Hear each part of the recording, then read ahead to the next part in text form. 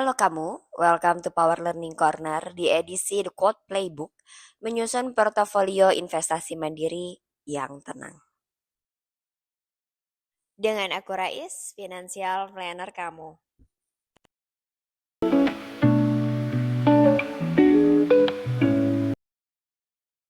Banyak orang kehabisan energi di pasar finansial, bukan karena mereka memilih produk yang salah, melainkan karena mereka tidak punya aturan main yang jelas tentang kapan harus berhenti dan merasa cukup.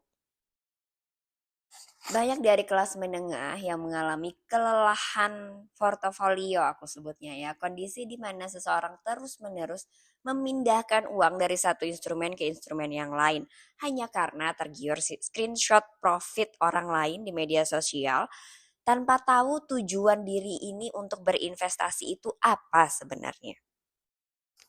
Alokasi aset bukan sekadar teknik membagi uang ke beberapa keranjang atau berbagai portofolio, melainkan arsitektur pertahanan diri agar keputusan finansial kita tidak mudah didikte oleh kondisi orang lain.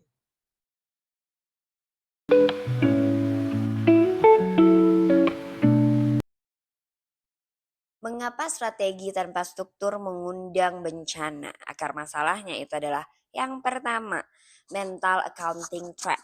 Menggabungkan uang untuk kebutuhan 1 tahun ke depan dengan modal investasi 10 tahun ke depan di satu kantong yang sama. Yang kedua itu lack of rebalancing. Ketika satu aset melonjak drastis, pemula nih biasanya ya cenderung membiarkan posisi tersebut mendominasi total kekayaan tanpa pernah memanen untung. Jadi tidak pernah dijual sehingga dapat profit taking gitu ya. Sehingga saat pasar berbalik arah nih turun, secara keuntungan hancur dan bisa kembali ke nol.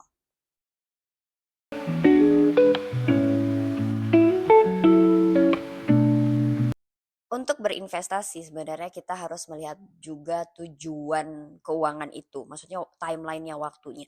Kira-kira mau di-achieve dalam berapa tahun? 2 tahun, 3 tahun, 5 tahun, atau 10 tahun. Karena tujuan tujuan keuangan ini mempengaruhi sebenarnya instrumen yang sebaiknya digunakan. Namun, terlepas dari itu, aku pribadi membagi portofolio aku, terlepas dari itu tujuan jangka panjang, menengah, dan pendek ya, aku membagi menjadi 3. Jadi portofolio itu harus ada 3 lapis ini. Yang pertama itu adalah fondasi likuiditas, perlindungan mutlak terhadap nilai pokok. Jadi ini tuh tujuannya itu. Capital preservation. Instrumennya apa Mbak Rais? Kas, deposito, dan pasar uang. Fungsinya itu menyerap gejolak pasar yang turun naik gitu ya, agar aku tuh tidak perlu mencairkan investasi jangka panjang saat ada kebutuhan atau keputusan mendadak gitu ya di keuangan. Yang kedua itu lapis penjaga stabilitas. Tujuannya imbal hasil terukur yang mengalahkan inflasi dasar dengan volatilitas rendah. Apa itu volatilitas? Harganya tuh cenderung stabil gitu ya. Tidak, memang keuntungannya kecil, tapi karena dia stabil itu lebih lebih lebih lebih aman gitu ya, rasanya tuh lebih nyaman di aku. Instrumennya apa? Ada fixed income, surat berharga, dan obligasi pemerintah. Berfungsi memberikan arus kas berulang atau predictable yield yang memperkuat benteng finansial. Dan terakhir lapis 3 ini aku sebutnya mesin pertumbuhan. Tujuannya untuk capital growth jangka panjang. Instrumennya aset berbasis ekuitas atau saham. Fungsinya mengembangkan kekayaan real di atas laju inflasi medis dan gaya hidup.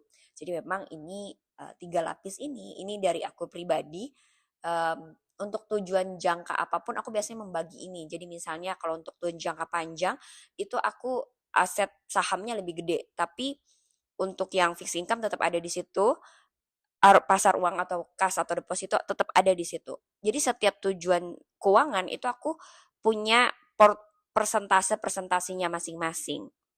Dan dalam 1 tahun sekali itu aku ada namanya rebalancing portofolio gitu ya, melihat kembali tujuan-tujuan keuangan ini apakah masih relate dengan kondisi keuangan atau tidak.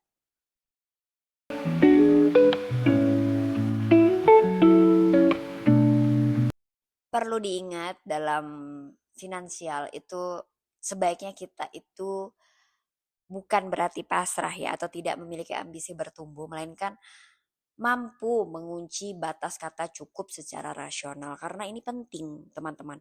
Kalau tidak ada batas kata cukup itu jadinya greedy gitu ya, atau nanti kita juga kayak menghalalkan berbagai cara yang penting naik gitu tanpa memahami resiko di belakangnya. Ada baiknya kita itu menentukan return yang rasional dan target return yang rasional ini setiap orang berbeda-beda. Kenapa?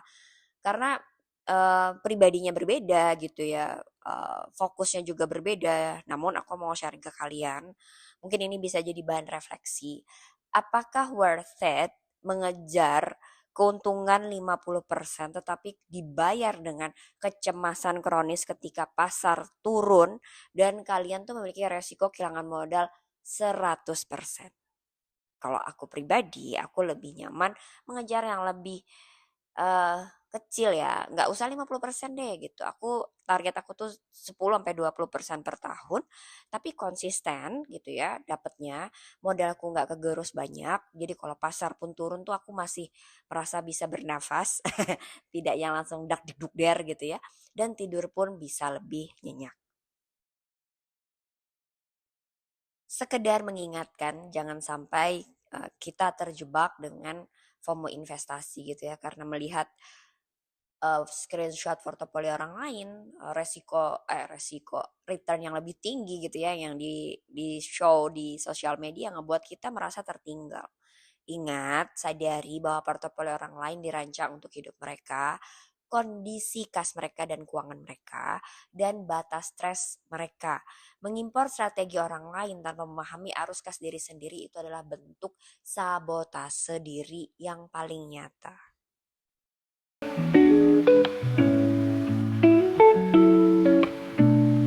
Praktek keuangan reflektif di minggu ini kalau memang lagi ada kondisi di mana kita tertrigger melihat screenshot portofolio orang lain atau mungkin ada sharingan informasi tentang aset investasi yang memberikan profit yang luar biasa tinggi ya. Yang pertama, itu akui dulu rasa iri atau panik sebagai reaksi alami otak. Jangan dilawan atau disalahkan. Setelah berjeda mungkin 1-2 menit, ingat kita memiliki catatan playbook kita sendiri atau alokasi aset kita pribadi ya. Bertanyalah apakah instrumen baru yang viral ini sesuai dengan kondisi keuangan kita, kondisi tujuan keuangan kita ya. Dan ingat tadi sudah hafal tentang, bukan hafal, mohon maaf, tahu tentang lapis aset gitu ya, lapis portofolio 1, 2, dan 3, apakah itu sesuai. Dan yang terakhir, terapkan aturan 72 jam. Jangan pernah mengeksekusi pembelian aset baru atau menjual aset baru sebelum masa jeda 72 jam selesai. Kenapa 72 jam? Karena dalam 72 jam ini otak itu lebih tenang untuk melihat atau mengambil keputusan. Portofolio terbaik bukanlah portofolio yang paling tinggi imbal hasilnya di atas kertas, melainkan portofolio yang paling memberikan kamu kebebasan dan kedamaian pikiran di dalam hidup.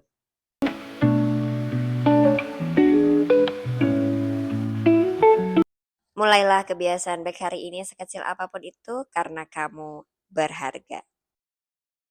Aku Rais undur diri, sampai ketemu di episode lainnya.